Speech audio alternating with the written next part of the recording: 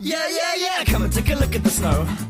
Bright white as far as your eyesight goes. Come and take a look at the fields of snow. I'll just get my coat, then we're good to go. Come and take a look at the lake. Let's have a quick skate before it gets late. Come and take a look at the frozen lake. Put your clothes on, mate, don't make that mistake. Greetings, holiday shoppers. There are now 0 shopping days left until Christmas, and I think you know what that means. Oh shit, I forgot to buy everything. John, you have okay, I'm going to give you 5 minutes to go do everything you need to do, and then get back here now, because we are podcasting this shit live. All right, I will be right back. Hi, everybody. This is Christmas Creeps for Christmas Day. My name is Joseph Wade. I'll be your host for this evening. Here with me tonight is my co-host, Mr. Bradford. Mazel Tov. And by Mazel Tov, I mean Merry Christmas. Merry Christmas, Bradford. And Johnny Five, the human robot, is out buying Christmas gifts. That lazy, horrifying robot. You know what? I actually did tell him I gave him 5 minutes. So we'll check back with him in about 5 minutes or so. So yeah, welcome to Christmas Day, everybody. This is our one day a year, one episode a year, where we don't have to talk about Christmas because we've been doing it, all year round. This time of year is what we like to call July at Christmas, and we are watching a very, very merry and very patriotic film this week. Fun fact, Joseph's house is constantly dressed up for Christmas, and the one day he takes down all of the Christmas decorations, Christmas. Mm-hmm. It's backwards day at the Wade residence, and boy, are my arms tired. Yes. So, tonight on the show, our patriotic duty is to discuss 2007's Live Free or Die Hard, because why not? Let's do another Die Hard movie. But also because the movie inexplicably takes place over the 4th of July. So that's kind of perfect. But before we get into that, gentle friends, how's your holiday season been treating you? It's okay, everything considered, with how garbage this year has been. But I didn't need to tell you that. Yeah, it's definitely been a change, like a change of pace from years past, because I don't know, man. You can't go out and do all the fun stuff you typically do for the holidays. Like you can't take your kids to go meet Santa because Santa has to stand behind a plastic sheet. You can't go to like holiday concerts and watch the symphony. They just put it on TV now. It's kind of depressing.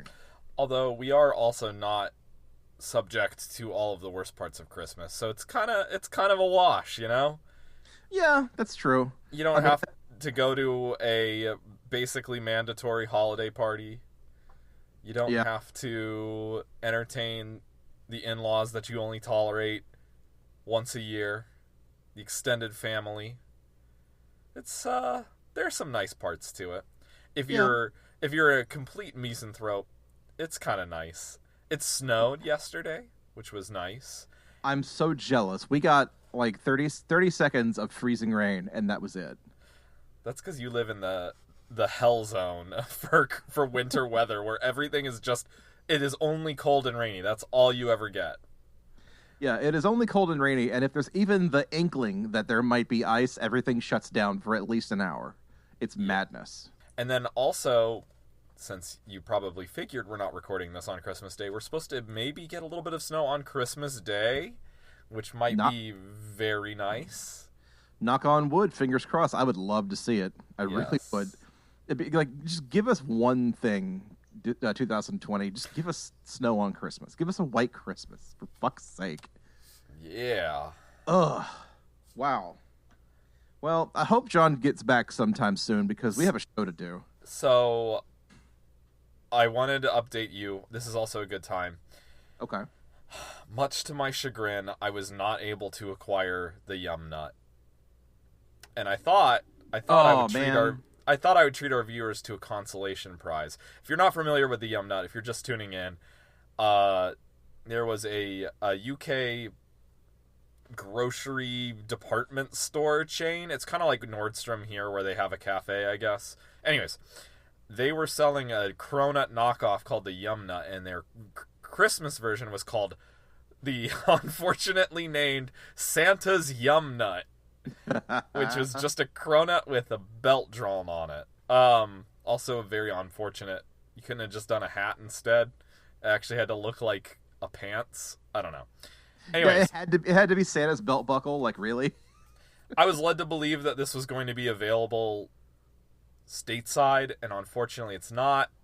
Haven't been able to acquire the Yum Nut. I think Brexit is to probably blame for that, or the fact that I actually didn't even do any research on how to get the Yum Nut. Anyways, I thought I would treat our viewers to a consolation prize and see what our local donut chains are cooking up, but they only have like a weird snow donut where it's just a donut with snow frosting on it.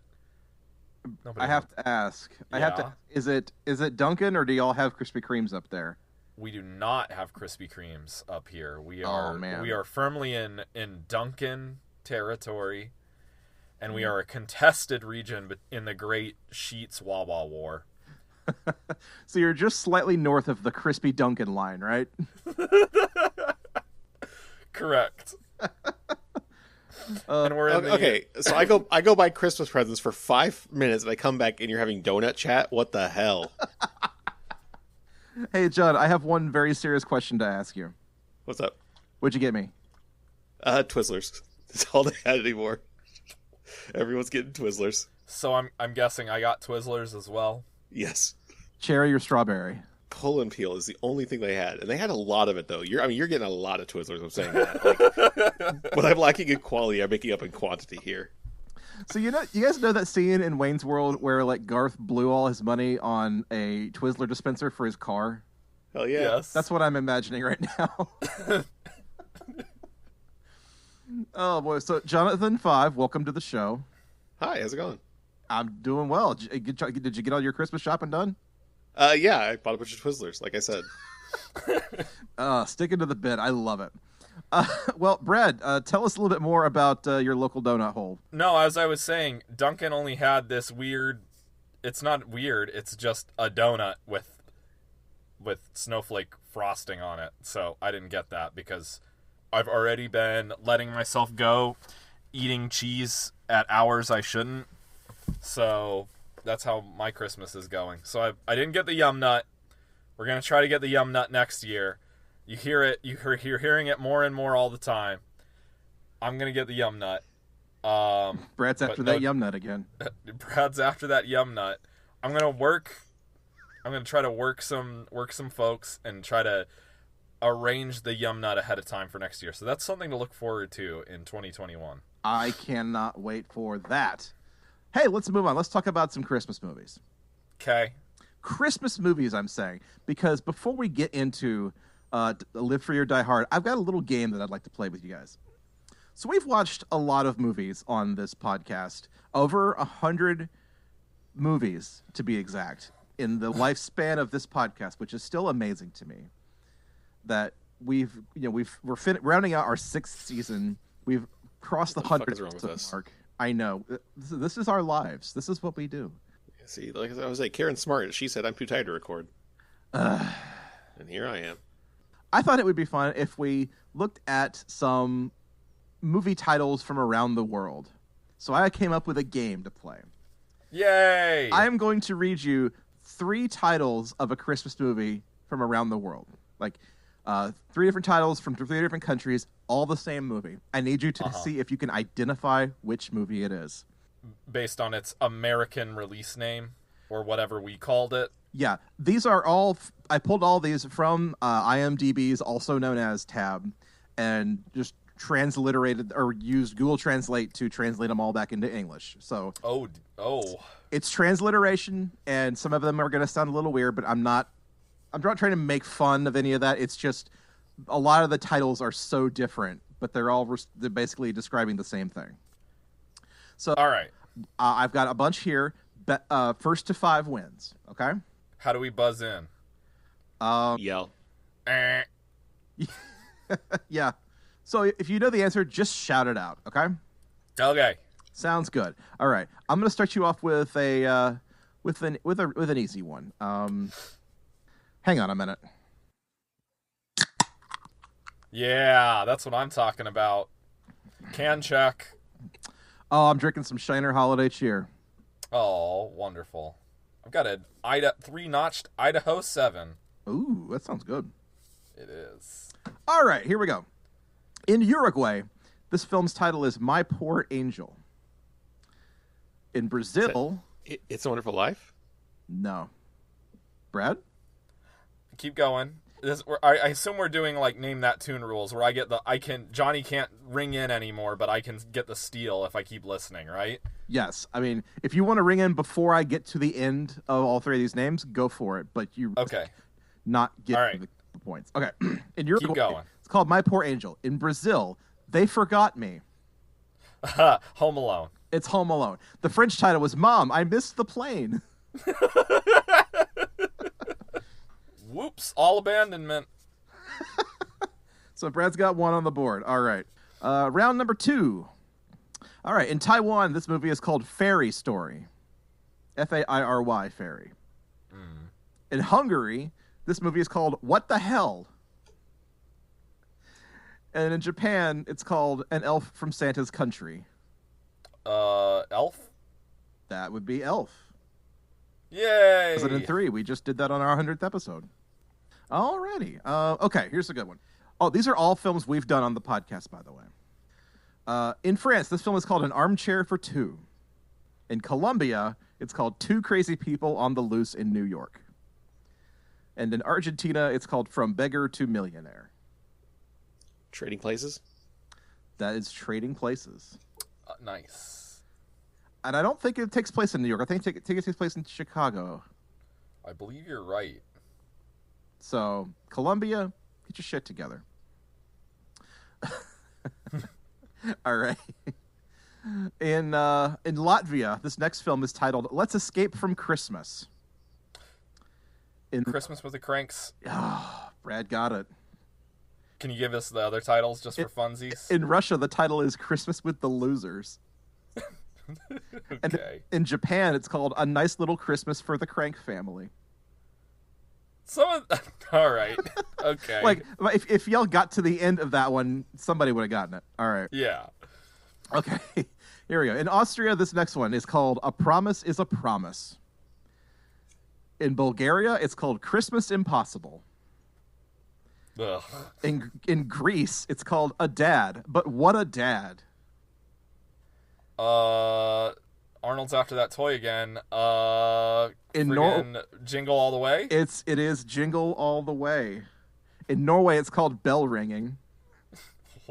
And I guess because people get punched? Well, I mean, I guess it's a transliteration of Jingle All the Way. Oh. Bell Ringing. Fair enough. And in Serbia, it's called Turbo Dad. Oh. That's the best one. There you have it. I guess possibly Bell Ringing is the title of the song Jingle All the Way in that country. True, that's true. Would be my guess. That's entirely possible. All right. Let's see. This one. Okay, in Poland, it's called In the Crooked Mirror, Hello Santa Claus. In Spain, it's called SOS, It's Christmas Already. And in France, this one's called The Tree Has Balls. I have no clue on this one. J-Man? Can you give us Christmas Vacation? It is Christmas Vacation, yeah. Ah.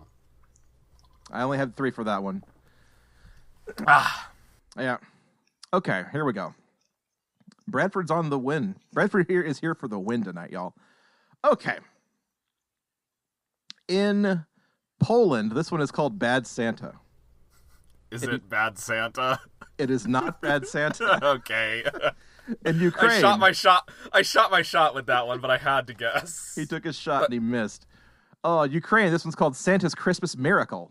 Excuse me, I got that wrong. Santa's Christmas Massacre. And then in Finland, it's just called The Devil. Jonathan, any guesses? Is that Christmas Evil? No, this is Santa's Sleigh. That got a fucking international release? Why the hell for? Because in Finland, remember, his character is literally the devil, or the son of the devil. I forget which. Right. All right, here we go. This one in Austria is called An Even Nicer Mess. In Denmark, it's called Do You Still Believe in Santa Claus? And in Japan, it's called Santa Claus Returns, Close Call at Christmas. The Santa Claus 2? That is the Santa Claus 2. And I'd like to just stop for a minute here and let everybody know that the title for Santa Claus 3 in France, it was called something to the effect of like Super Mega Frosted Christmas. Super Santa 2 Dash Turbo Hyper Fighting. I recall it had hyper in it, I think. It was like Hyper Santa. Yeah. Oh boy. So the score is 4-3 right now. So it's still anybody's game, and I got a couple more left. So in Greece, I love this title. In Greece, this film is called Some Christmas Happened. In Japan, it's called Christmas Strategy of Love. And in Romania, it's called A Christmas Among Strangers. Love Actually. Yeah, that one. No, this is Surviving Christmas. Really? Yep. This is Surviving Christmas. I looked at Love Actually, and pretty much everywhere around the world, it's called Love Actually. So good for them. This one in Taiwan is called Man of the Wind. I do not know why. In Portugal, it's called A Star Fell from Heaven. And in Turkey, it's called Living is Nice. It's a Wonderful Life. Bradford for the win. It's a Wonderful Life. When did we watch It's a Wonderful Life? Oh, shit, you're right. We never did do that one. Well, you know what? I'm going to take that back and say, Brad, good job. Bonus points for you, buddy. Yeah, yay. Do you want to run? Let's just do the rest of them. Let's run the board. Let's just run the board. Okay. So we got Santa's Life. All right, Christmas Evil. In Canada, the French title in Canada is Terror in the Toy Kingdom. Okay, I can see that. And the German title is Devilish Christmas. Okay. It's all right. Let's see here. Kiss Kiss Bang Bang. In Bulgaria, it's called Kisses with an Unexpected Ending, which kind of sounds like a very different film. It sounds a bit pornographic a little bit. Just a bit. Taiwan kind of translated it a little bit literally. It's called Kiss Twice, Shoot Twice. Okay. Like, all right. Let's see here. Unaccompanied Minors. All right, this is a good one. Turkey. And Turkey released Unaccompanied Minors as Stray Kids Next Door. In Russia, it's called Children Without Supervision. And in Japan, it's called Airport Adventure Christmas Great Strategy. They love them some great strategy. Oh, I think I know the phrase that all of these are using. It's like Daisaksen, which is like big plan or big strategy. That it's makes like sense. the big. I would put it closer to like in the context would be like a caper.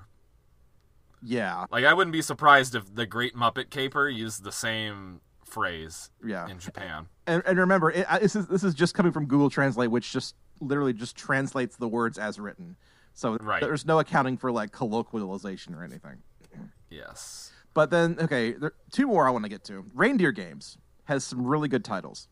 In Croatia, it's called The Robbery of the Century, which, all right. Okay. In Finland, it's called The Spirit of the Game, which I feel like is like they tried to colloquialize Reindeer Games, and it didn't go well. In Spain, it's called Operation Reno, which is pretty good. It pretty much describes the movie. And in Romania, this is the queen mother of baffling like film titles. In Romania, Reindeer Games is called The Cuckold of Cuckolds. Why? Is there any plot line about him being... Because Ben Affleck thinks he's the one that's fucking what's-her-face. Oh. And then not Steve Buscemi, Gary Sinise thinks he's the one fucking her, and then it turns out that the other guy whose name I forget is the one that's actually fucking her. I'm guessing that's what they're referring to.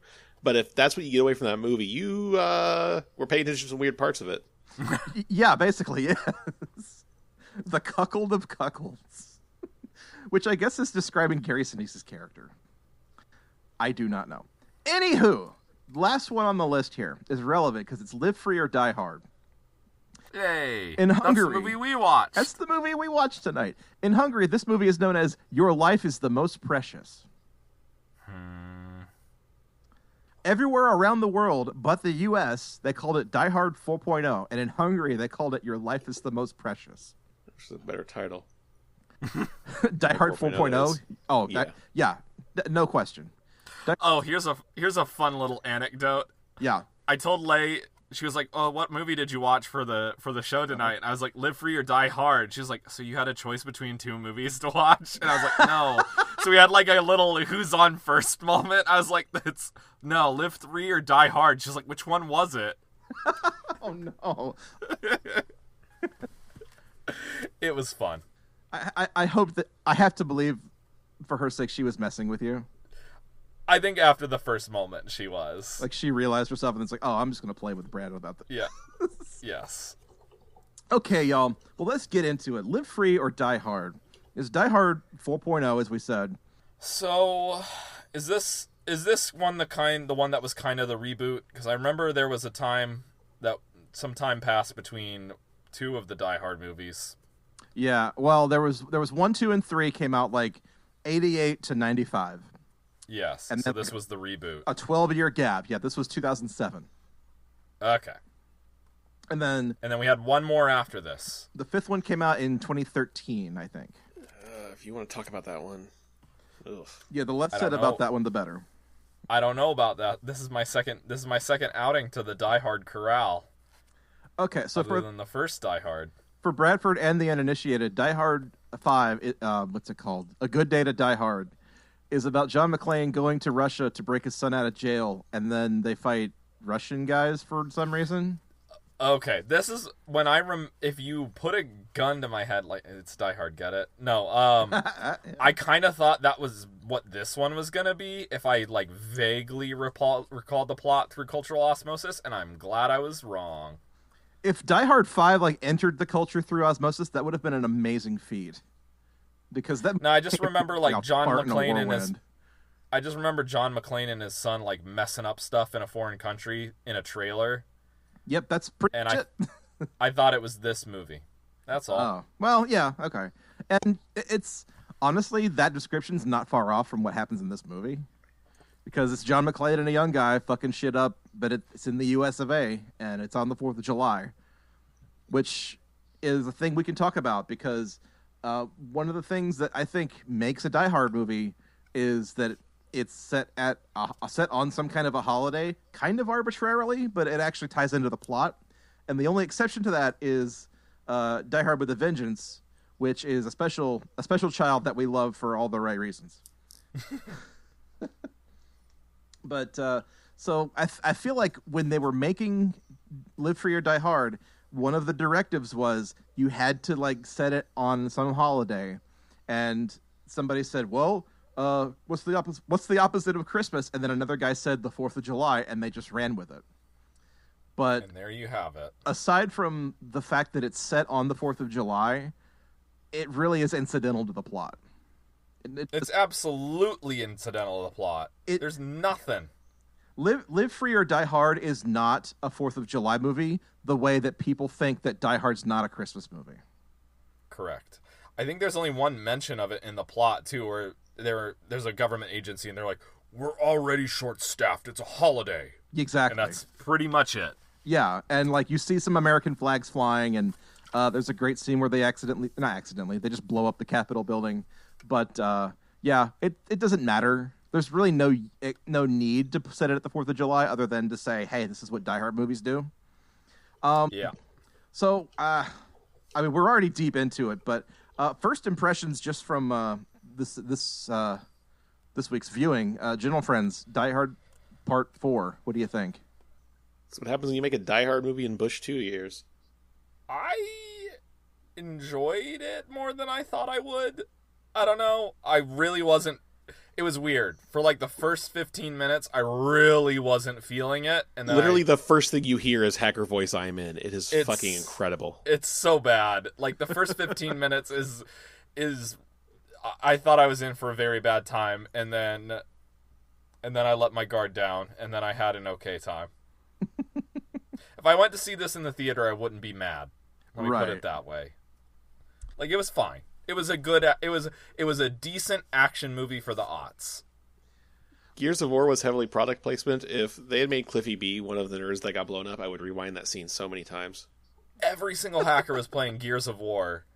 I think, let's talk about the other product placement was Alienware, which was interesting. Also Arby's. Also Arby's.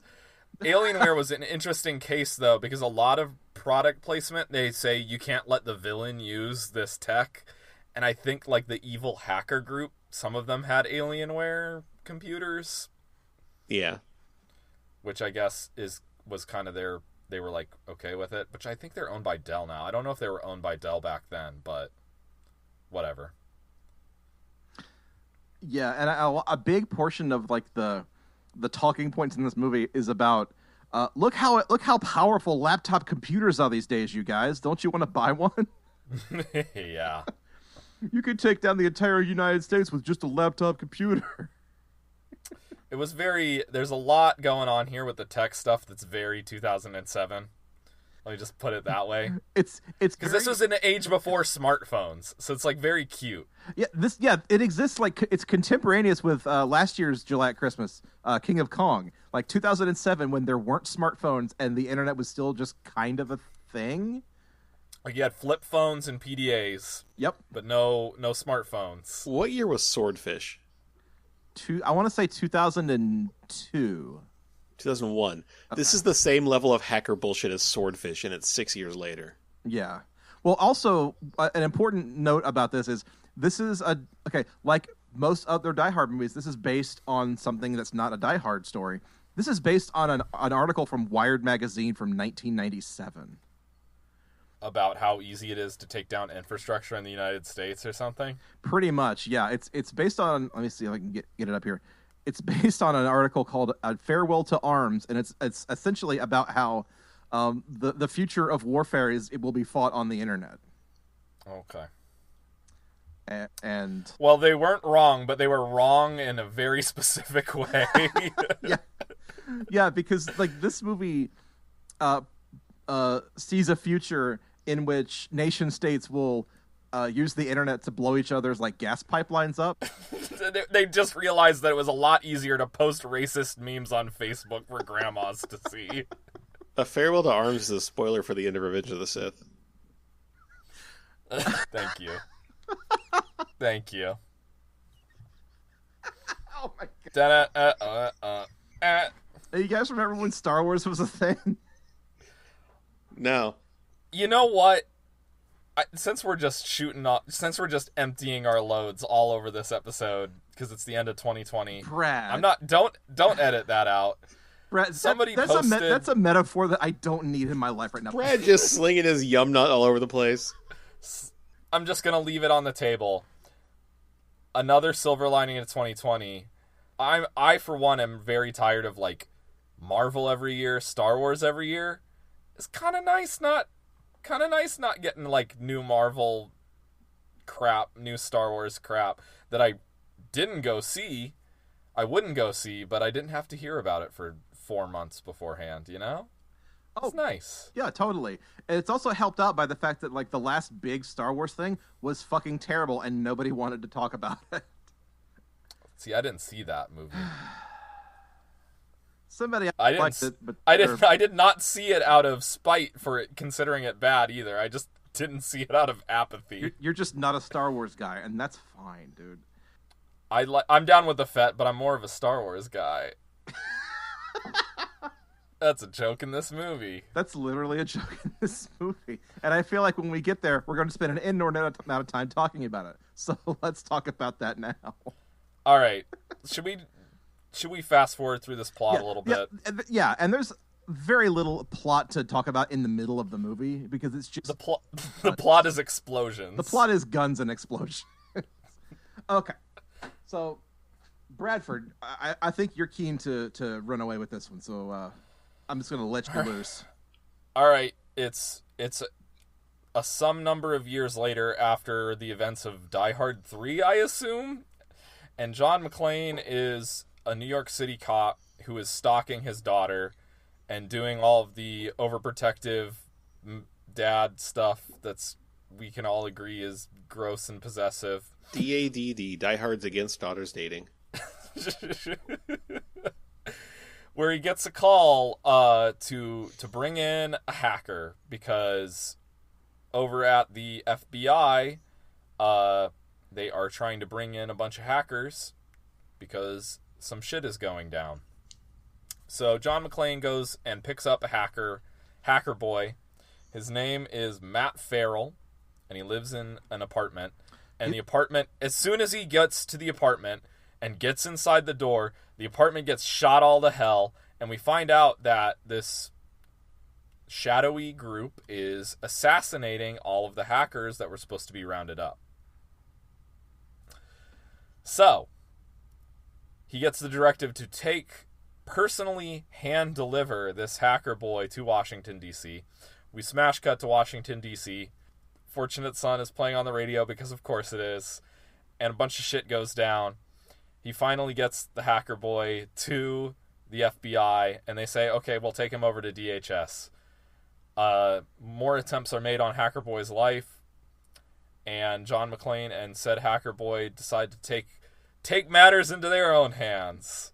It's revealed that the big bad is a DOD security guru who was hired and warned the DOD about how easy all of the systems in the United States are to manipulate. He was ignored, and so now he's got a vendetta.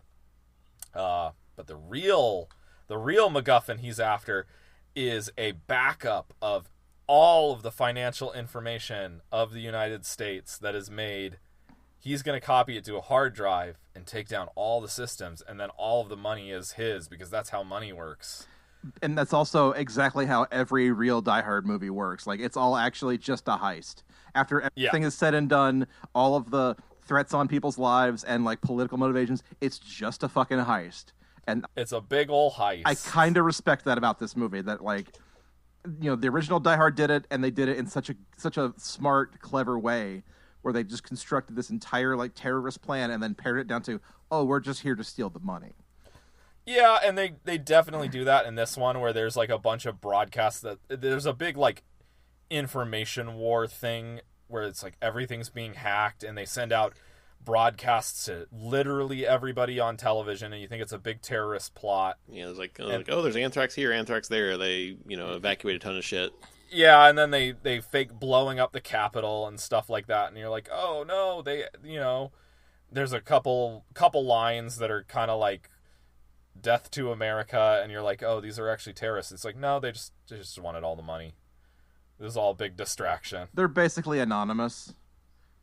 They were basically anonymous back when people thought Anonymous was like a secret, evil, shadowy hacker group, and not just a bunch of kids on 4chan.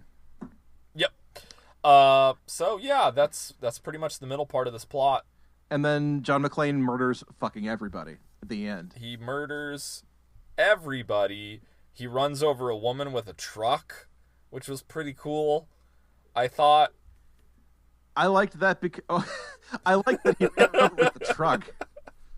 No, like, it's not enough for him to just run her over with the truck. He has to run her over with the truck through an office building, down an elevator shaft. He certainly does. Anything that's worth doing in this movie is worth completely overdoing. Up to and including the final fight scene, which Brad had a problem with. Oh, God. I can't. It's not I don't know if you would call it the final fight scene, but there's one set piece towards the end of this movie where this entire movie is just a giant friggin' Tom and Jerry cartoon of an action movie, but there's a line and they crossed it. When John McClane is fighting an F-30, like a fighter jet. Yeah, it's an F-35, and somehow the pilot ejects and doesn't get immediately decapitated while doing so. What the hell? This is unrealistic. Oh, because this is not Top Gun. Yeah, okay, whatever. He's fighting a fighter jet. I was like, all right, come on. Yeah, it's the F-35. They spent, $150 trillion on it, and they have it so it doesn't kill the pilots all of the time now? Yeah, basically. Ugh. So, anyways, that's the movie. That's the plot. The end. The end. Da-da-da-da-da-da. John McClane's daughter gets kidnapped at some point in the movie, because of course she does. Yeah, there's a lot of hackers. There's Kevin two female Smith, characters. They exist to get punched and get called nasty slurs. words. Yep. Kevin Smith shows up for a time. Yeah, this is the second Die Hard movie. Wait, what? Yeah, this is the second Die Hard movie Kevin Smith's been in. Please elaborate. Clerks is the other one. I don't get it. IDGI, I don't get the joke. The guy in the bathroom. Oh, okay. I didn't know that guy was in Die Hard. No. God damn, you ruined the fucking joke. I have no idea what the fuck you're talking about, John. The guy in the bathroom that Caitlin Bree fucked, he Die Hard. Oh, in German it's the hard the. Right? Hi, this is the part where I explain my joke because Joe doesn't get it and Brad's not paying attention. In the movie Clerks, there's a guy who dies in the bathroom while masturbating, and then later Caitlin Bree goes and fucks the corpse. Yes. Okay. See, I haven't seen Clerks, so I wasn't... It's a play on Die Hard because he died hard. That's all you had to say, John. Okay. I was trying to let you get the joke, but I'm sorry. I'll not make that mistake again. No more jokes. Just call me the Nestor, the long-eared Christmas donkey, because I'm a stubborn motherfucker.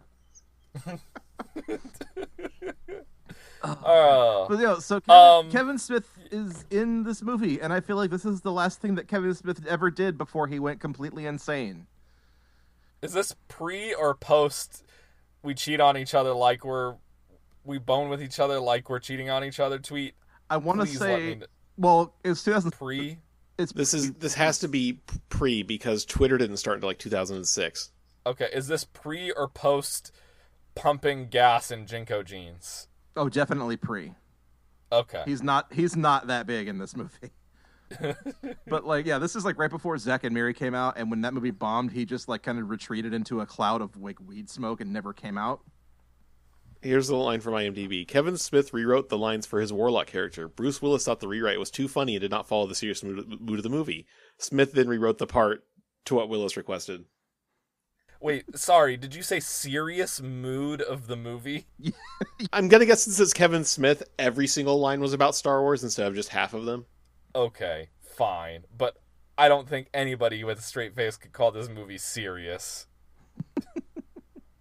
And also, I'm fairly certain, like, one of his like stipulations was like, I will be in your movie, but you have to get me a cardboard cutout of Boba Fett.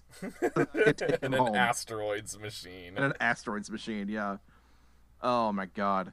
But also, anybody who's ever seen the Clerks cartoon might recognize, like, Kevin Smith took a line from that cartoon and stuck it in this Die Hard movie. Which was it? All right, boys, if you'll follow me to the command center. This is a coffee machine. Welcome to the command center. Now. Why'd you bring a cop into my command center? Command center. It's a basement. It's a command center. Don't help me. All right, Brad, do you have a joke you want to explain this time? No, I'm good. All right, well, the floor's open. It's your turn next. All right. Oh, man. I mean, we basically did it. It's Die Hard. You've seen the movie now. The other thing I will say is that this movie did the thing Indiana Jones and the Kingdom of the Crystal Skull was trying to do with Shia the Beef, where you have an annoying 20-something sidekick who you eventually come to like. You don't really ever like the Beef and Crystal Skull, but this kid grows on you. And it's entirely appropriate that they cast the kid from the Mac versus PC commercials to play the computer kid. You remember those commercials? I remember those commercials. Where this kid and John Hodgman would like talk about how great Macs are, and John Hodgman would be very sad silly because he's not a Mac, he's a PC. He's a PC. And you come away with those commercials being like, I thought this was a commercial for Mac, but now I hate Mac. Yeah, Mac sucks now. Why would I want to be a Mac? Yeah, this movie. So yeah, this movie. So here's the real point of this movie is action set pieces. So let's go through those. Okay.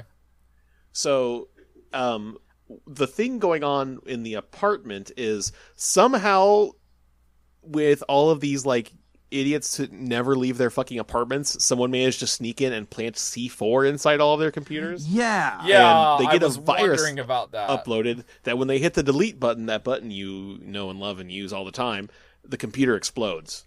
Am I the only person that when the Terminator statue hit the deleted key shouted "deleted"? Sorry, man, yeah. Couldn't help myself. I don't need to explain that joke. What's the... Yeah, really. What... Deleted. What's the point of writing a line of code to activate and then blow up a piece of C4 when you could just detonate it with a box? Oh, not only that, or a remote. Remote, yeah. A box. Not only that, it makes the screen flicker beforehand, because then you know that the computer is infected because the screen flickers. Oh. Because it's shorthand. It's so bad. It's visual shorthand for the audience because the audience is stupid. Okay. Yeah. I mean, if I was planning on using a bunch of hackers to write some code for me and then tying up all the loose ends, I would simply send a guy to knock on their door and then shoot them when they open the door. Yes. Which is what they eventually try to do. Plan B. Which is Plan B. Yeah. But also, how does the C4 get into the computers is my question. They downloaded it. They downloaded the C4. You wouldn't download a car, but you would download some C4. Not only that. All of these hackers are using computers that have, like, clear cases and water cooling, and the C4 is labeled inside of the computer. It says C4 on it. Right. And, like, the only thing I could think of was, like, so they're hiring all these hackers to write this code for what they assume is, like, some kind of government project. And I assume that, like, they must have offered them, like, proprietary hardware to do this work on. So they give them the tower with the C4 already in it. But then my thought is, like, what nerd is going to take that computer and not open it up just to check out all his cool new specs? Exactly, and would see the C4. Also, it has blast processing, that's why. Bravo. Well, brava. That is an OnlyFans does what Nintendo don't. That Jonathan, that really is like the A+ cherry on top of this entire podcasting year. Congratulations, you've done it. I think you won the year with that one. Oh boy. So yeah, the inciting like incident is very dumb. Is what we're saying. Yeah. He gets stopped from hitting the delete key in the same way in another movie where it's like, oh, we're hiding outside of the window. I hope they sure get distracted 7 or 8 times so they don't look out the window. Yeah, really. And then eventually the mook's like, maybe we should just go shoot them with these guns we have. So they go do that. And then, a Terminator statue falls off a shelf, lands on the delete key, and blows up the computer and kills one of the henchmen. But it only blows up, like, one room and not the entire, like, half of the building. Which, yay, movie? Okay, movie? Pretty damn sturdy apartments. Yeah, really.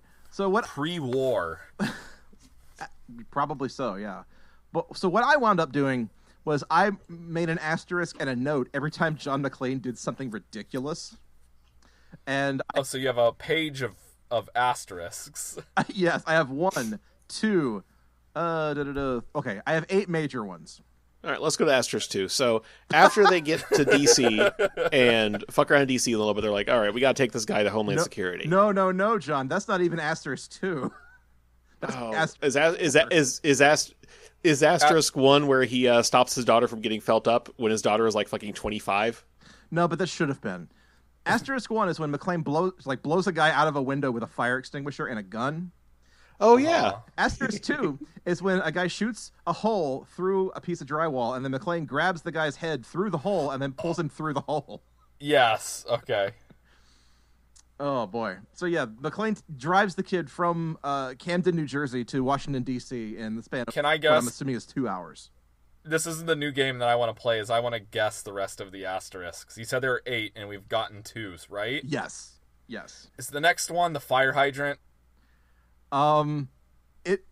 It definitely is, yes. Okay. Well, let's rewind a little bit. The bads are trying to track down Farrell to kill him because they want to cover their tracks. And They basically hijack the CB radio and have the police escort that is going to DHS with Farrell to go down a more secluded DC street. They also cause a bunch of traffic accidents, but that's kind of incidental. And they've got a guy in a helicopter with a machine gun trying to kill him. John McClane runs over a fire hydrant while the helicopter is in pursuit to let a jet of water shoot out and knock the guy out of the helicopter with the jet of water from the fire So from what the is with water this main. game having all these like video game shit in it? Like, oh, you shoot the fire extinguisher and it explodes. Oh, you run over the fire hydrant, then you can use the water to reach the higher level. It's computers, man. It's all computers man. way down. And then I'm guessing the next asterisk is when John McClane accelerates in the cop car and jumps out of it at the last moment and lets it ramp off of a toll booth gate and has it impact with the helicopter. Is that the next one? That is indeed the next one. And the main bad in the helicopter survives too. Yeah, jumps out and survives. Because of course. Which we need to talk about this main bad guy for a little bit, because this movie came out in the era when parkour was all of a sudden a huge thing and all. I'm so glad that you mentioned the parkour. There's a scene later where they play it up even more, but it's in the mid-aughts where every single, I think 007 did it, definitely. Yeah, District B13. Bourne. District B13 was the one that started it, and it stars the guy who invented parkour, and then from there it just exploded. I remember the Bourne movies had a bunch of parkour in them too. Yeah. There's it's that area and that sweet spot in the mid-aughts where every single action movie had to have at least one parkour boy. Right. Yeah, and not. I guess we need to note at this point, the guy the big bad is played by what's the guy's name? Cyril Raffaelli, who was the stunt coordinator for District B13. He's one of the guys who basically invented parkour. Okay. Well, yeah, and the guy in Casino Royale is the other guy that invented parkour, basically. Yes. So, I mean, at least they, went to the source for their parkour and didn't just hire some weirdos off the street. All right. Can we... Some 14-year-old whose resume just says parkour on it. Yes, hardcore parkour. Yeah, I saw that episode of The Office. I'm ready for this. Parkour. Hey, Joe. Yeah, what? We're interrupting our own podcast. That's fucked up. I know, right? It's so strange. Why would we do this? Because I am nothing if not pedantic. Oh, yes, you are. But this time, why? Why this time? So previously on here, we had this bit where we were talking about the Triple Threat Club that we just established out of nowhere. We had vaguely mentioned it before, the idea of actors that were somehow in multiple things we watched. And we realized it's even worse than that. There are some people that have been in things we watched 4 movies of theirs. What the hell? Oh, so we have to create an echelon above the Triple Threat Club. Oh yeah, no, yeah, we're making a Hall of Fame here. Oh boy! Submitted for the approval of the Midnight Society, the Christmas Creeps repeat offender list. Oh boy! Okay, I can get down with this. So the criteria I'm using here are 3 different things that we watched. This includes stocking stuffers. If it's a TV series, you had to have been on the episode we watched, and you only get to count once for that TV series. And if it's a series of movies or a stable, if you know what I mean, Wes Anderson movies or the fucking Santa Buddies movies, you only get counted for that once. Yeah, that makes sense. So Tim Allen is at 2. We're not counting all of the Santa Claus movies separately. Otherwise, he'd be winning, and we're not letting Tim Allen win. Oh, no, not by a long shot. But just for the sake of fun, who's in our Triple Threat Club right now? Yeah, this is absolutely by no means a complete list because I'm in the process of driving myself crazy making this list. So right now I have Mark Atchison, Seth Green, Kath Soucie, Billy West, Catherine O'Hara, Art Carney, Robert Lesser, Sam McMurray, John Goodman, Peter Billingsley, and Jon Favreau are all in the Christmas Creeps Triple Threat Club. That is a motley crew of weird actors. Yeah, Seth Green barely squeaks in by having an uncredited walked on the set on that day cameo in Shazam. Okay, he was in Shazam. I know he was in that awful holidays thing. What was the other thing? Yeah, he was one of the voices in Krampus as well. Okay, yeah. By that metric, hey, that counts. Yeah. we're gonna have to come up with some other echelon then for like the club above the Triple Threat Club. Yeah, Karen suggested the name Formula One Club, and it is. I have to say yes. It is. Frankly, it's better than anything else we've come up with. Yes. Currently, the reigning Christmas King, the only member of the Formula One Club, has been Matt Walsh from Christmas with the Cranks, Bad Santa, Office Christmas Party, and Elf. But he just got a friend today. Yeah, he made a new friend as of this episode. The one and only Michael Papajohn. Yes. Famed character actor. On his Twitter account, his bio says, killed and been killed by more people on screen than anybody in Hollywood. I don't doubt it at all. Yeah, that's definitely it. So where have we seen him? We saw him. He was the pit boss in Wild Card Who Showed Up at the Sea, where Jason Statham's lost a bunch of money. Yes, that's correct. He was also in Jurassic World. I think he played one of the technicians in Jurassic World. Yeah, you can blatantly see him in a scene where he's walking behind like D'Onofrio. Right. And he was also in Last Boy Scout. He was one of the guys with guns in the car that shot up Halle Berry. Right, and I'm surprised, and I'm not surprised that I didn't notice him because hell, I didn't notice James Gandolfini when you pointed him out. But then finally, he is in Live Free or Die Hard. Yes, he is the mook who's just like an FBI agent who goes with Maggie Q to the power plant. He's the one who specifically says, "We got company." Right. So yeah, the most. See, I kind of love this because it's just like the most random like character actors and background players. Yeah, and then voice actors who manage to be in 700 things. Right. It's like I'm surprised that we don't have like half the cast of The Simpsons on this list. Oh yeah, fucking Frank Welker's probably in like the 700 club at this point. Yeah, really. If we took the time to really count them up, definitely. Yeah, and anyone who's listening who has even more free time than I do, go ahead and correct our list. Put someone in the 5 mind if you can find someone who's been on here 5 times. If you're really super bored and you want to find somebody to join our 6-axis club, do that too. I don't know what the fuck to call it. I like 6-axis club. The 6-axis club. Stupid video game jokes. Anyway. 6-axis and 7th heaven. I hope we don't need either of them. Yes, I hope we'd never need these. But yeah, this is a fun new project we've encountered on this podcast, and I can't wait to see who, for one reason or another, joins this club. And the big trick is make sure we never let Kevin Spacey in the club. Kevin Spacey or Tim Allen or Mel Gibson. Yeah, I'm gonna say if you show up with proof that you're a real piece of shit like that, you don't get to be in the list. Yeah. See, this we've painted ourselves into a corner because now we can never talk about a Toy Story anything. I'd say as long as we talk about like 3 Tom Hanks movies things before that, just keep him one ahead of the list as Tim Allen. That, you know what? I'm okay with that. Oh God, we gotta watch Polar Express. Oh, what have I done? Oh no. Yeah, there's like 10 Tom Hankses in that one. Oh, I'm gonna be sick. Oh, it's coming sooner than later, buddy. Oh dear. What have I done? Right. What hath science wrought?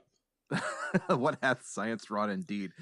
So yeah, that's going to be a fun new project in 2021 as this develops. The repeat offenders list will grow. Can I jump back to the regular show now? Yeah, let's get back to our Us in Progress. All right, folks. So what we just cut out was a very elaborate scheme, and we basically bought ourselves a Christmas gift, so look out for that on Twitter. Yes. Should we get back to this movie? For the love of God, yes. Fuck, I guess. Back to this movie. So, like, the main crux of the movie is that John McClane is kind of a dinosaur now. He's an old guy who doesn't understand computers, and all the villains are cyber terrorists, and he has to rely on, those darn millennials and their damn computers to save the day. And, it's not as cringy as it could have been. This could have really been, like... I mean, this came out before, boomers complaining about millennials was a thing. And thank God for that, because if this had come out in the last 5 years, it would be super insufferable, and I don't think we would be talking about it today. Oh, no. Not at all. Not no. No. But it works. It mostly works because, like, you actually kind of get the change in his character where he has to kind of accept that... He's a Timex watch in a digital age. Which is is not a bad analogy. I think it's fine. But I don't really know where to go with this. I mean, well, it basically forces all of the action scenes to be, John McClane, Bruce forcing his way. Bruce forcing. Good. Yes, thank you. Through a series of fight scenes with, hackers and. Yeah, let me put it this way. Put it this way. This movie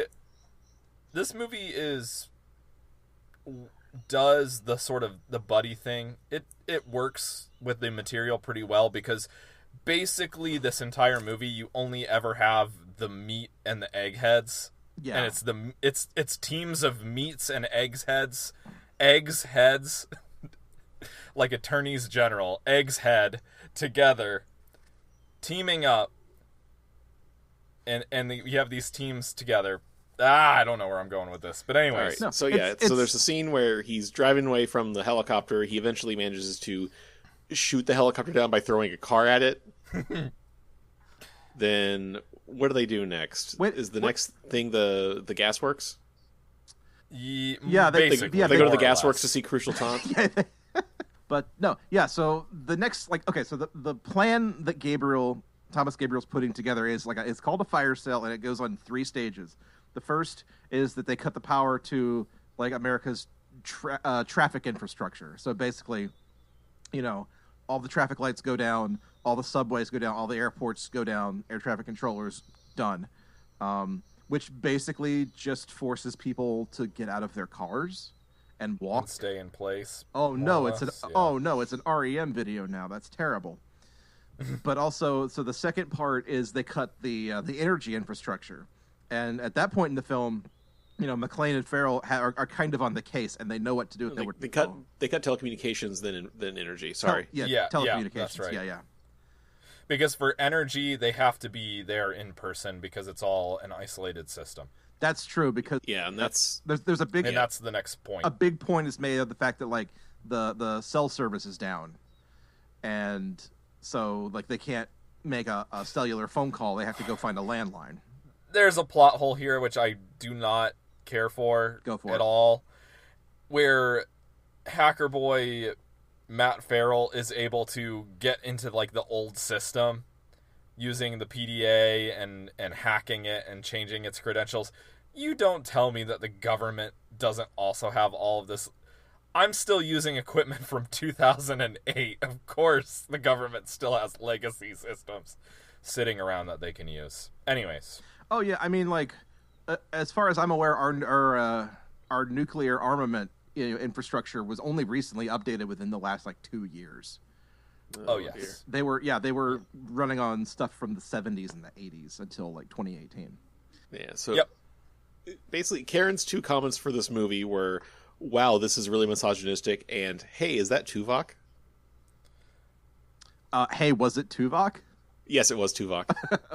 Okay, great. And she's also correct on the first point. Oh, totally. As much as John kind of hates his daughter, the movie just plain really hates Maggie Q.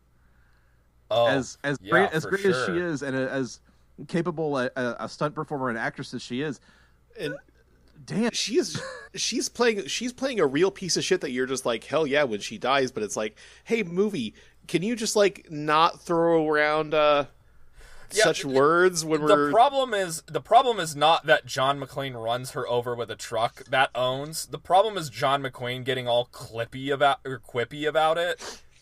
Yeah. And getting weird yellow fever comments to her ex-boyfriend about it. It's come on, that's man. A line too far. But you know what the line for me was, weirdly enough, is when he throws her across the room and he pulls his hand back and he's got a tuft of her hair in his hand. He just got a big chunk of her hair. I was God, that's gross. It's kind of yeah. That's awful. So think about it. They go to the it's in West Virginia. It's the Eastern Seaboard's Central Power Command thing to shut it down there. John McClane and the Mac guy show up to stop them. Mac guy. He throws Maggie Q down an elevator shaft and drops a truck on top of her. And he also kills poor Michael Papajohn, R.I.P. Yeah, rips. And then what the fuck do they do after that? They The hacker, the bad guys send all of the gas on the eastern seaboard to the station to blow it up because John McClane got Oliphant on the phone and he was like, "Hey, I killed your girlfriend. It was super funny when I killed her, LOL." And he got very angry about that and then blew up the entire station. Now they fly a helicopter out to go to visit the Warlock. Wait a minute. Here's something Okay. I need to address and that I did not know before watching this movie. What's that? I did not know natural gas moves around this company in giant tubes in the form of just explosions. Well, it's not a dump truck. It's a series of tubes. Hey, you remember that from the aughts? It's like this movie. Jonathan, it's a fucking relic. you couldn't hear a dump truck driving through a nitroglycerin plant. That's another Christmas movie reference. I need to watch that still this year. You'd be very surprised about the amount of natural gas infrastructure in this country. Oh no, that's all I'm gonna say. I know. All I'm saying is I didn't know natural gas moved around in the form of explosions. That's what they did, right? Yeah, it's like I don't know how remember they at the got beginning of the explosions to SNES game Shadowrun, like the starting cutscene where it's just like, oh, it's a city skyscape with just a bunch of random explosions in it. All of the smokestacks have turned into explosion stacks. That's what Cyberpunk is. Yeah, pretty much. That's exactly what it is. So he literally just sends an explosion through the pipeline to kill them. And now all of the power is out on the eastern seaboard. So John McClane has to fly a helicopter to find Kevin Smith's house in Baltimore.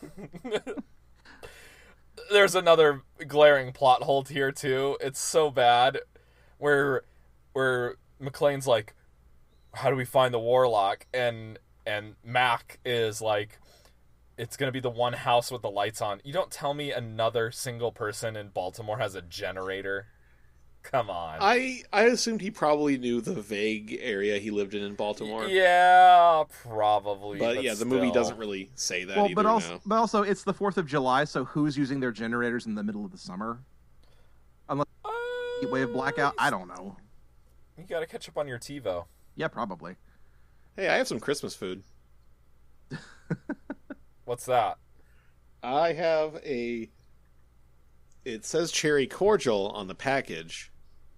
But it's not a cherry cordial. Don't you do one of these every year? It's not a cherry cordial though. It also says Little Debbie on the package. This is what's going on here. Oh my god. Oh no.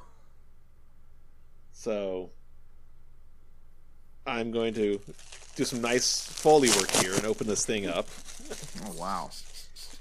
This is such a shit show of an episode. I love it. It's perfect for the end of 2020. It looks like what I imagine a moon pie looks like. I've had a moon pie before, but it's been over a decade. I can as someone who's eaten a moon pie very recently, I can tell you a cherry cordial is not a moon pie. Well, a Little Debbie cherry cordial? Moon pies have no cherries in them, so I don't know what the hell you're talking about. Well, it's like a layer of like sponge cakey stuff made into looks like a. Oh, I'm looking at it now. That's literally a moon pie. Yeah. So this is a moon pie then. Okay. It's a moon pie with cherry filling inside it. Fuck me then. I'm sorry. Moon pies, for the uninitiated, basically look like if you took 2 layers of sponge cake, put some cream in between them, and had a 500-pound person sit down on top of it, and then stand back up. And then put chocolate on top of it. That's what a moon pie looks like. It's basically, just so you know. It's basically what if s'mores were a cake. Yeah, fair enough. What if diabetes was a cake? I mean, yeah, I can feel my insulin going bad just eating this. No. So is it just a cherry flavored moon pie, basically? I think so, yeah. Oh, barf. Moon pies are bad enough as it is. Well, I got 7 more.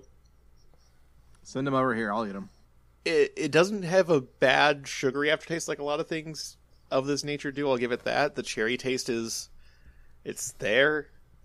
I mean, it could be a lot worse. Could be a lot better. You know, it was a fucking Little Debbie. What can I say? Yeah, that's fair. I also I had something else that I assume has to be a Christmas tie-in just because of the time of year I saw it. I had cinnamon Coca-Cola. Ooh. Yeah, I remember you sharing that. Yeah, and I like cinnamon. I like cinnamon candy a lot. Jolly Rancher Fire is one of my favorite things ever. I will give myself diabetes eating those, if nothing else. However, this was just Coca-Cola with a cinnamon aftertaste. Not even a taste, just the aftertaste. Oh, jeez. That's rough already. Yeah, it was just like, well, that's Coca-Cola, and there's the cinnamon. I sure wish those were mixed better. Yeah. So you're telling me I could replicate this experience by grabbing a Coca-Cola out of the fridge and then grabbing my shaker of cinnamon, drinking the Coca-Cola, and then as soon as I swallowed that gulp, just taking a powder cloud of cinnamon to the face? Yeah, you just like put cinnamon on your face to like indicate a beard. Now I have become a man. We're getting far away from the plot, but yeah, we're getting far away. We already covered the plot. Yeah, look, you know what happens at the end of this movie. And from here, yeah, they kidnap John McClane's daughter, and then he goes and gets her, and also he blows up an F-35 jet, and it's so ridiculous. Yeah, there's a couple more. Oh wait, we were going to do the rest of the. We're going to do the rest of the asterisks. One is the SUV run over Maggie Q into the elevator shaft. Yeah. Yes. Okay. Yes. By the way, this scene is like 30 seconds long from impact with the car to where they hit the elevator shaft. He drives her through like 8 rooms. It's like out of Looney Tunes. Yeah, it's friggin' crazy. This facility is 6 miles wide. Oh. So that was number 4, right? That would be number 5. Let's see. Yeah, that's 1, 2, 3. That's number 3. 4. That's number 3? That is number 3, my friends. So the car scene. Wait. I'm sorry. Excuse me. That's number 5. Pardon me. Okay. No, then we're on track. And you had 3 more, right? Yes. 1 is definitely when he fights the fighter jet. Yes? Yes. Well, okay, let me just... That's the last one. Look, let me just jump straight to that, okay? Because the rest of this movie, incidental. Nobody cares. But yeah, what's left is there's the scene where he fights the parkour guy in the ice room and throws him into like a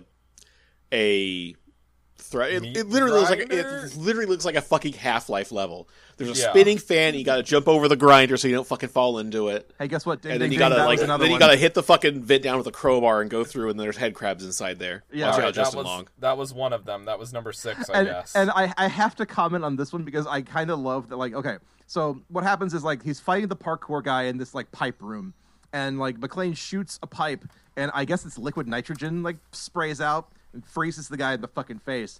And since the guy's falling into like a fan blade, and it chops him the fuck up, and McClane just stands there and watches him and just goes, "Oh no!" Yeah, yeah. It's pretty good. McClane comments on pretty much every kill he does in this movie. It's something, all right. He's extremely self-aware in this movie to the point where like I don't even think he was that self-aware in the other 3.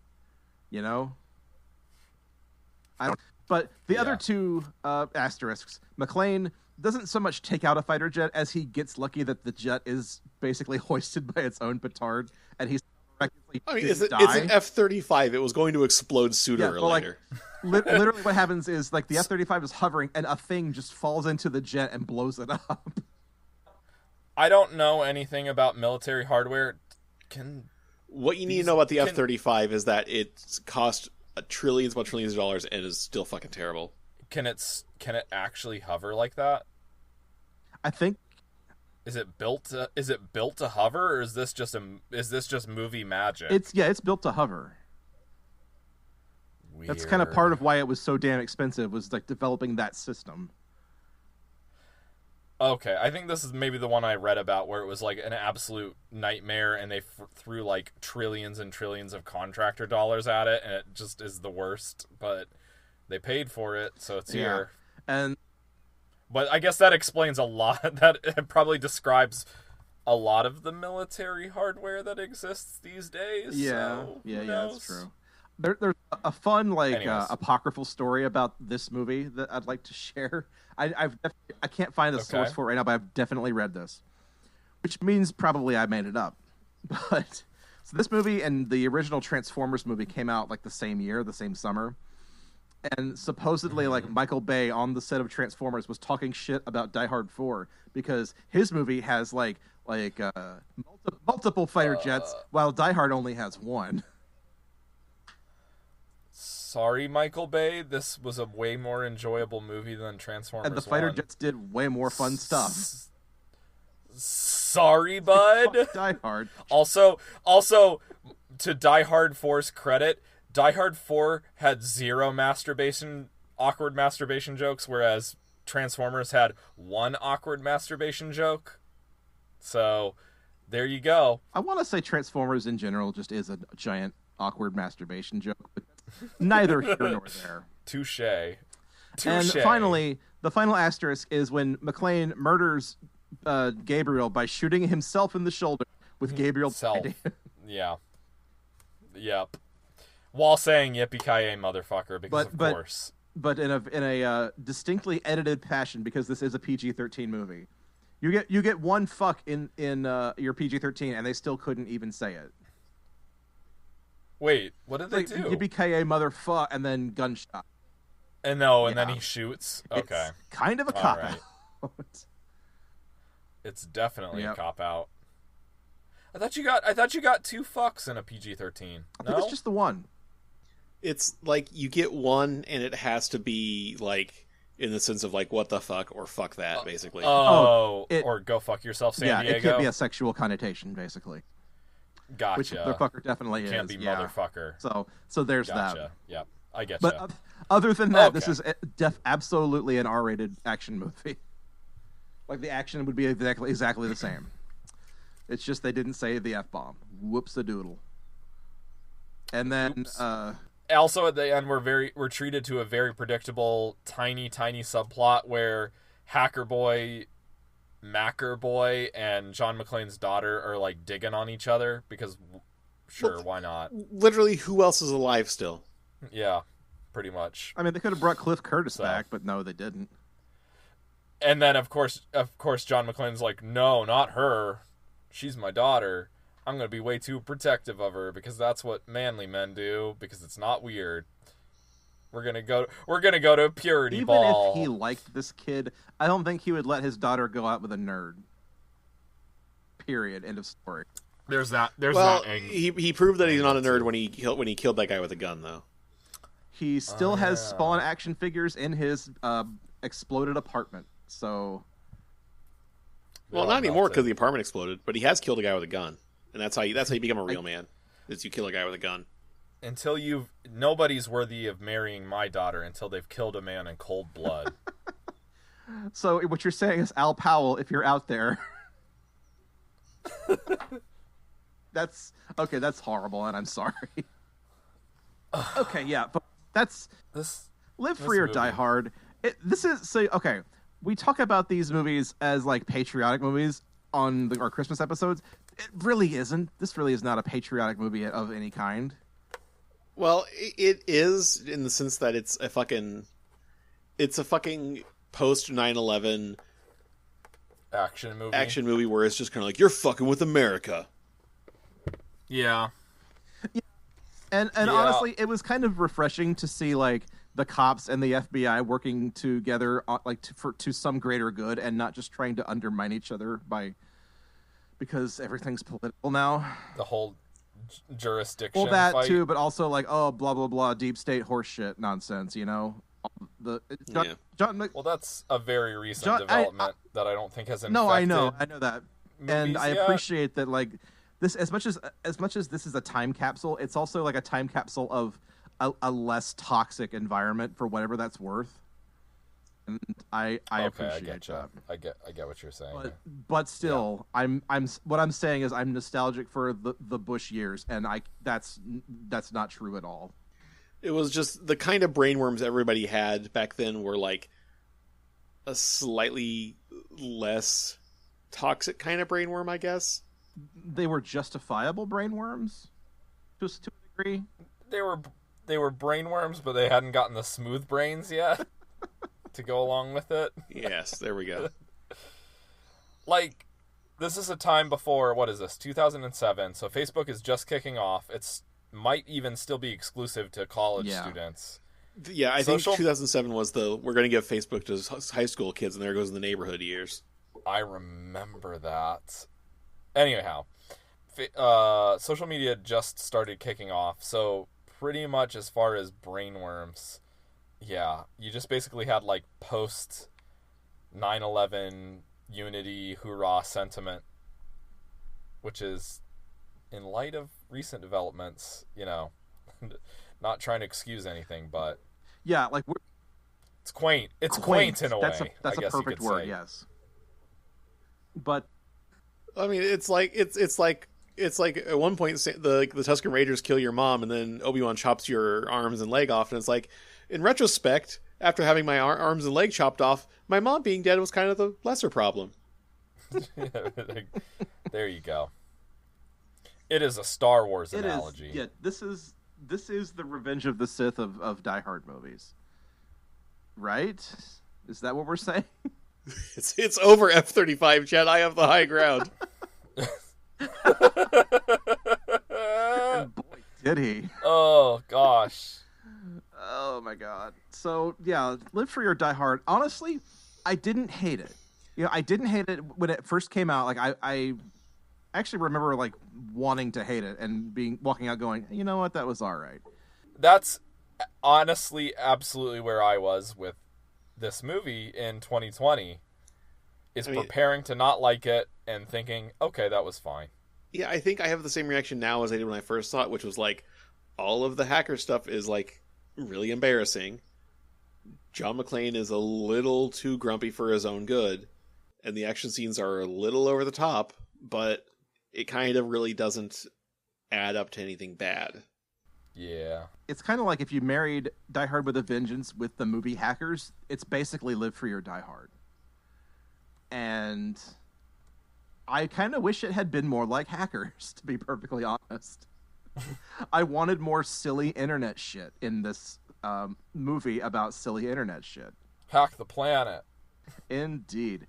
So, gentle friends, that's Live Free or Die Hard. All we have to do now is rate this puppy and go home. So let's go over to our Yankometer, where we rate patriotic movies, not Christmas movies this week, and score this thing on an XY axis. The x-axis is is how patriotic and American this movie is, and the y-axis is how good Live Free or Die Hard is. So, gentle friends, Live Free or Die Hard, how patriotic is this?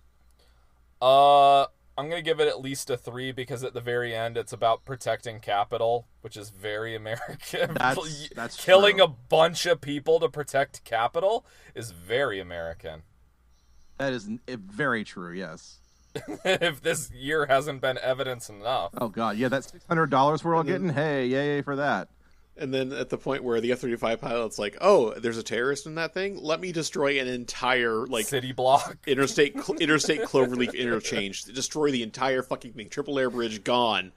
Yeah. Hey, maybe I'll kill this guy. And then the gratuitous shot of the fucking pilot landing after parachuting. Just so you know that, no, we didn't kill a troop. Didn't kill a troop.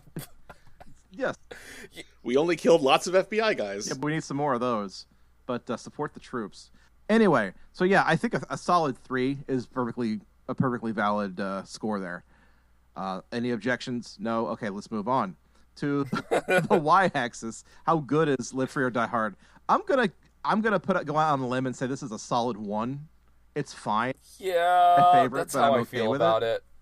I'm not neutral. It was fine. It was fine. It's fine. As far as like crap we've watched for this podcast, I kind of wish we were watching White House Down. Maybe next year, right? Maybe next year, boyos. I mean, if we're gonna watch that, we have to watch the other one that came out at like the exact same time. I think Olympus Has Fallen. No, we're not watching Olympus Has Fallen. We're not watching any of those fucking Has Fallen movies. Is it? Because they came out like, what, 2 months apart? I'm still fascinated by that phenomenon. Also, Ants and A Bug's Life. Like, 2 movies, almost exactly the same premise, coming out within like 2 months of each other. What was the other one? No Strings Attached and... Friends with Benefits. Friends with Benefits, yeah. And then there was, Volcano and Dante's Peak and Asteroid and Deep Impact. And there was this movie and Revenge of the Sith, just a couple years apart. Anyways, no, we don't have to watch Has Fallen. We won't. Anyways. So yeah, how about that? A positive 3, positive 1? Can I get a second on that? that's fine. Right, let me run through the quality. It was watchable. We've watched worse things, definitely. I paid attention to the entire thing. It was ridiculous, but not so much that it was just like, all right, I'm done with this shit. Yeah. Kevin Smith was not as annoying as he usually is. Granted, he was only in the film for maybe like 6 minutes. The movie only has 2 women in it, and it hella fucking hates the 2 women it has in it. Mm-hmm. That's definitely something to like tug the collar about. I'd still say a 1 is good. I'd say it if it was not so horrible to the only 2 female characters in it, it would be rate higher. Maybe a 2. But as it is, I'll give it a 1. So we're all in agreement there. So Live Free or Die Hard rates a +3, +1 on our Yankometer, which only has to date 5 films on it. But you know what? There's still plenty of year left. Wait, no, there's not. What am I talking about?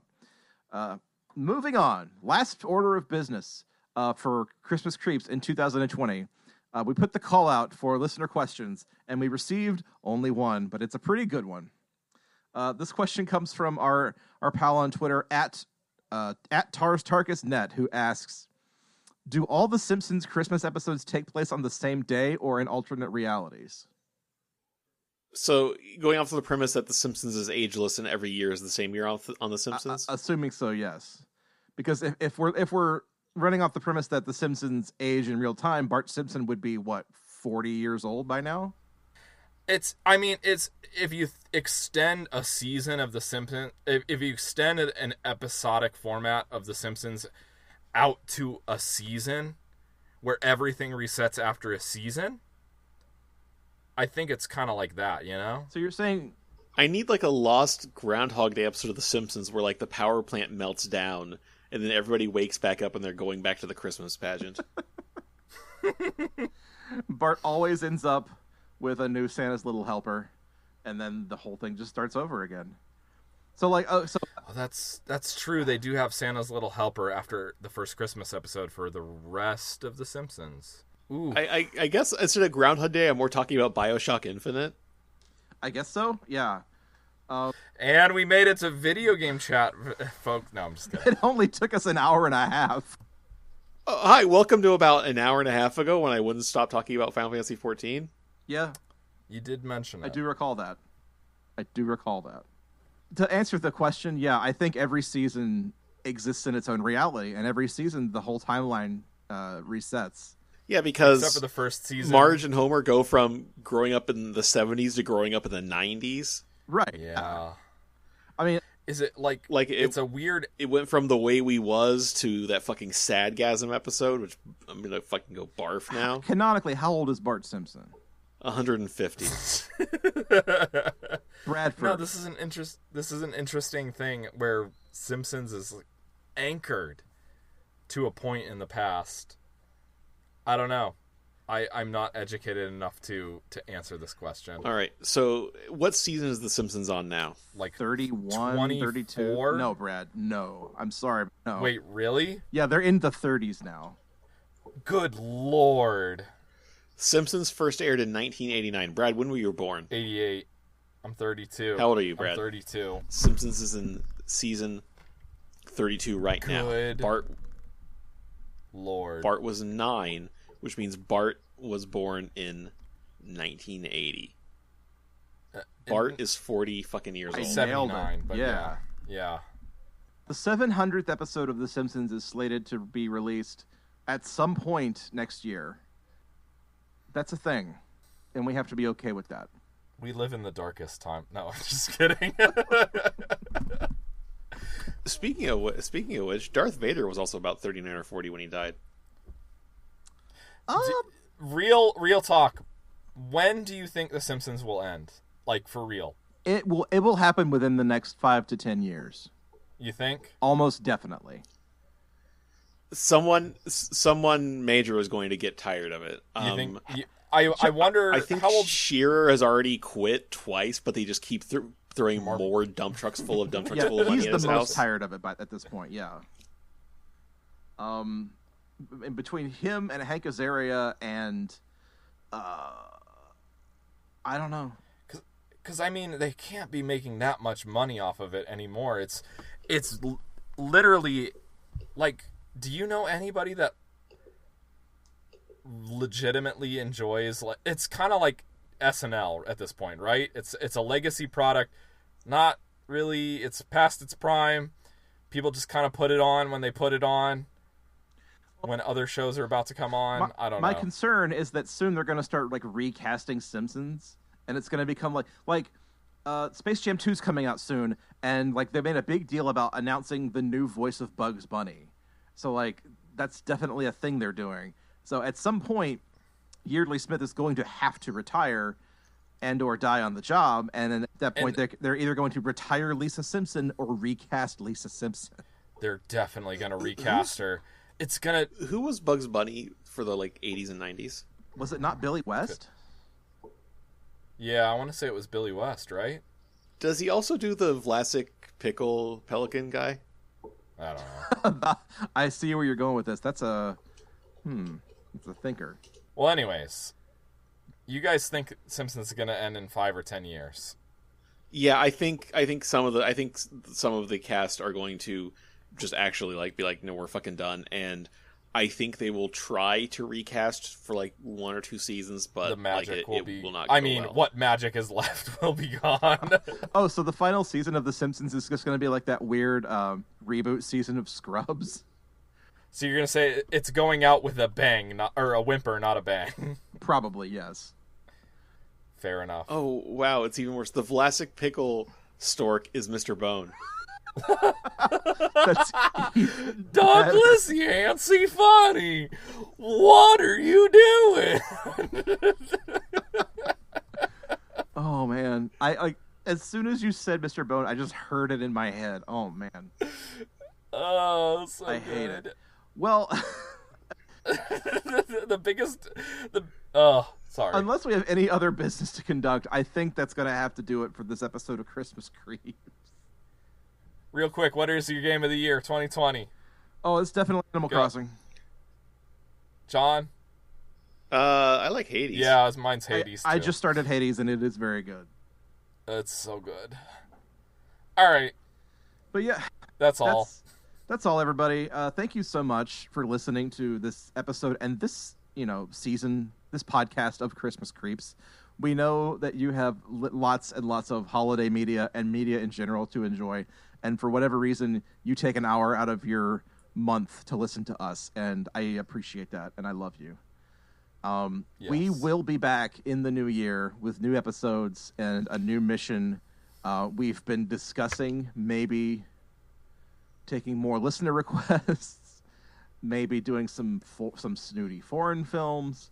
Who knows what the future of Christmas Creeps will bring, but we will find out together in due time. So until then, you can find us on the internet at Christmas Creeps on Twitter or Instagram at Christmas Creeps. We're also on Facebook and YouTube and all the places that you download podcasts. And if you have any questions and or comments, you can email those to us at xmascreeps@gmail.com. And we certainly recommend that you do that. Gentle friends, any final thoughts for 2020? Despite all of the letters I keep writing, despite how many magazines I cut the letters out of to make my letters, they keep making Christmas movies. I can't get them to stop. And There's always going to be Christmas movies, and we're always going to be here in 2021 and beyond, my friends. That is our promise to you. We will be a staple, a bastion of sanity in this crazy mixed up world. we will be a pox So upon thank your you. podcatcher for all of eternity. So thank you so much for listening. It's been one A heck plague of a year. on both your houses, all 2 of our listeners. Yeah. Thank you so much for listening. Yes, and we can't tell you how much we appreciate it. We will see you bright and early sometime in January where we will be discussing, I'm calling our shot now, The Christmas Chronicles Part 2. Yeah. Secret of the There's Ooze. that. Final Fantasy Christmas Chronicles. That's the American-only Super Nintendo one, right?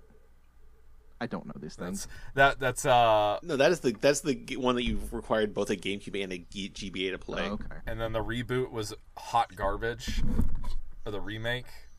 We'll get into that later, anyways. As Bradford likes to say, I don't know these things. Yeah. All right, folks. So have a Merry Christmas, Happy Holidays, and a Happy New Year. We will see you bright and early in 2021. Until then, I have been Joseph Wade. I'm Bradford. In Japan, I am known as Doki Doki Panic. Good night, everybody. Good night. Merry Christmas. Happy Holidays. Kiss my ass, kiss his ass, Happy Hanukkah. There you go. We're gonna die as hard as we can. Yippee-ki-yay, motherfucker. Yippee-ki-yay, motherfucker. Yippee-ki-yay, motherfucker. Yippee-ki-yay.